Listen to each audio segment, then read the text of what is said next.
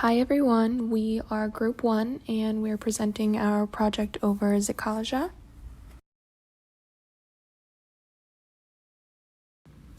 Our readings are Impressions of an Indian Childhood and The School Days of an Indian Girl, both written by Zitkala-Sa in autobiographical story form.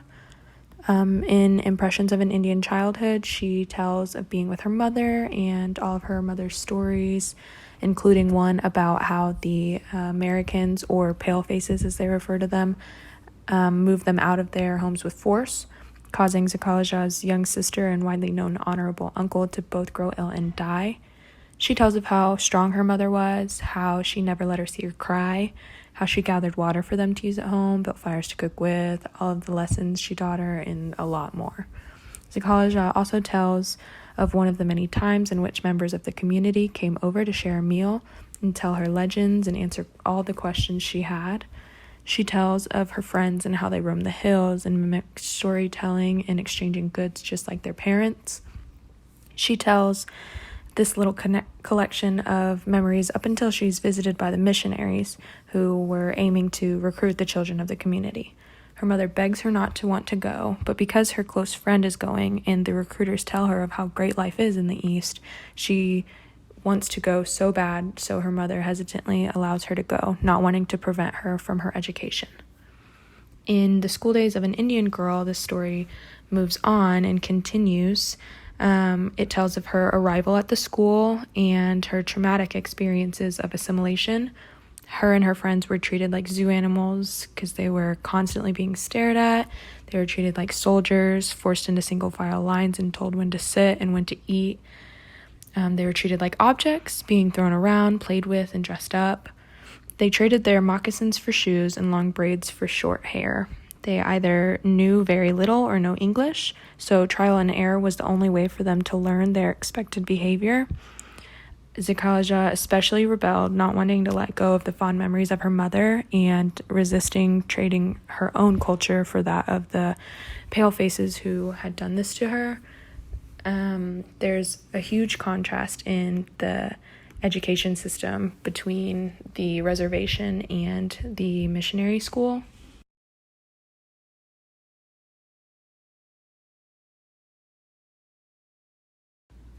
On the reservation, they prioritize kindness and respect, teaching lessons about life through example, whereas at the missionary school, they teach through punishing, often physically. They teach the children to just sit down, be quiet, and obey and learn English.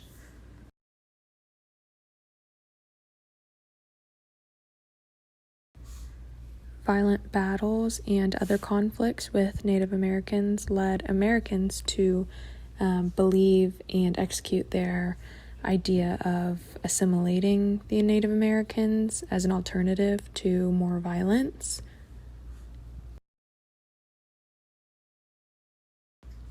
They believed that it was necessary to teach Native Americans how to live and survive in a modern society because their way of living was not up to their standard.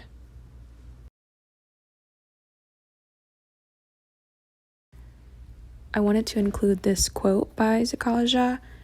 It reads, "The white man's bullet decimates his tribes and drives him from his home. What if he fought? His forests were felled, his game frightened away, his streams of finny shoals usurped. He loved his family and would defend them. He loved the fair land of which he was rightful owner. He loved the inheritance of his fathers, their traditions, their graves. He held them as priceless legacy to be sacredly kept."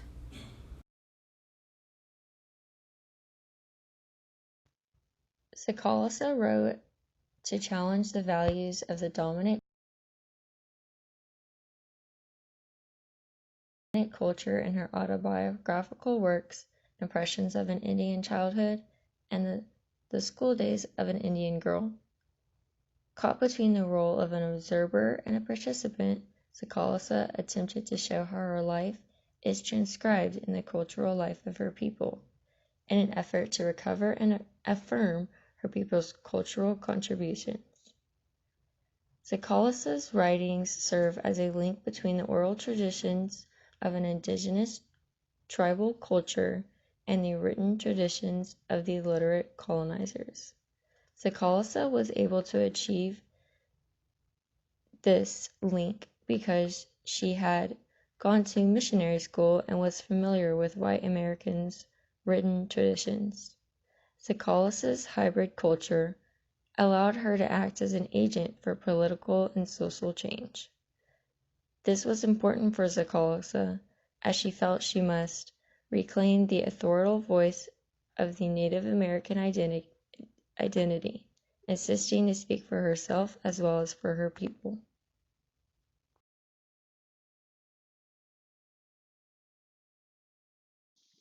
Zitkala-Sa wrote her own experiences, reflecting on the lives of her people, the Dakota Sioux. She focuses on their struggles, like their forced relocation. Zitkala-Sa wrote these stories to amplify the voices of her people who were stripped of their right to their own land. Through her writing she was a voice, aiming to have those that forced these relocations and other willing to hear in hope of a change. Presumably this aim is towards the Anglo-Americans that forced their evacuation. As Tiffany describes it, Zitkala-Sa communicated her perspective to a white audience, particularly stirring controversy in those described as white, middle, and upper-class city dwellers that were comfortable with the oppressive standards of life and attacks directed to her people.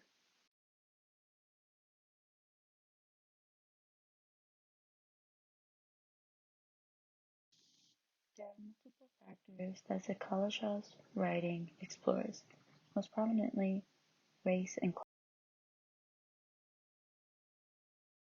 class. With race, Zitkala-Sa's writing acknowledges race head-on through mononymy, disempowering the Anglo-American by replacing any positive markers of racial whiteness with her recollection of referring to them as a bad pale-face when she was only a child. This mononymy is intensified by her opposing expression of her own people of the Dakota as bronzed, empowering them and appreciating them for their contrasting attributes. In the terms of case, the publishing of Zitkala-Sa's writing in the Atlantic Weekly created controversy amongst white and middle upper-class city dwellers. This was mostly due to the discomfort it caused because of her acknowledgement and challenge against the established perceptions of racial, ethnic, and social boundaries.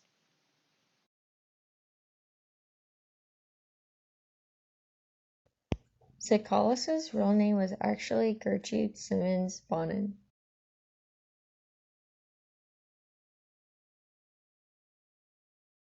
Simmons being her maiden name and Gertrude Bonin being her name once she got married.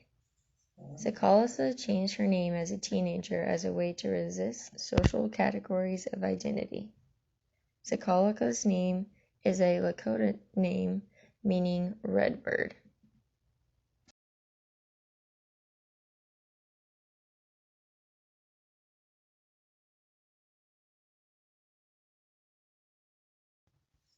In response to some of the reading questions, I wanted to talk about Zitkala-Sa's experience with resisting assimilation, Zitkala-Sa's decision to start teaching, and Zitkala-Sa's thoughts on the idea that Indians were savages. It is clear in the scene with the cutting of Zitkala-Sa's hair that she resisted the change white people placed upon her and the other students. Her brother, on the other hand, was more submissive since they were stronger. This, I'm sure, was a common succumb for Native Americans when placed in a situation where they couldn't do much about it. Zitkala-Sa's decision to go back to the school and begin teaching after a trip back home. Upon returning home, Zitkala-Sa realized that missionary school had changed her more than she knew, and she felt alienated in her surroundings. Seeking escape, she went back to the school. When much of the staff had been let go, Zitkala-Sa decided to step up and begin teaching. Zitkala-Sa obviously did not appreciate the negativity towards Native Americans. Once she got older and began teaching, she began to reveal the profound anger she had suppressed within her towards the people that had killed her people and taken her land. Zitkala-Sa remained active in fighting for Native American rights and it was something she found success in and continued to do until her death.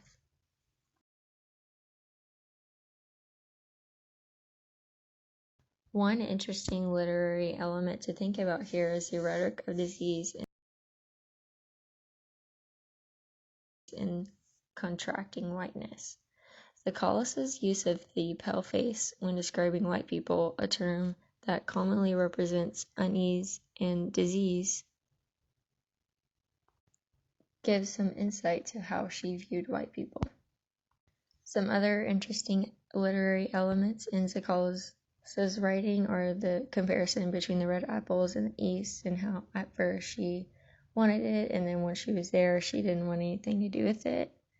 And then also the imagery in the scene where Zitkala-Sa's hair is chopped off.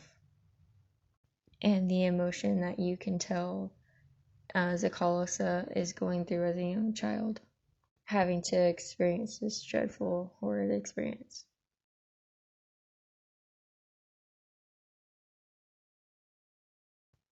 In 1916, she became the secretary of the Society of American. Thanks for watching our presentation. I hope you learned a lot. In 1916, she became the secretary of the Society of American Indians, and she and her husband moved to Washington, D.C., where she served as a liaison between the Society and the Bureau of Indian Affairs. She founded the National Council of American Indians in 1926, and as the organization's president, she advocated for citizenship rights, better educational opportunities, better health care, and cultural recognition and preservation. She also investigated land swindle perpetrated against Native Americans, causing her to be appointed advisor to the U.S. government's Miram Commission in 1928, where her findings brought about several important reforms. Zitkala-Sa remained active until her death in 1938.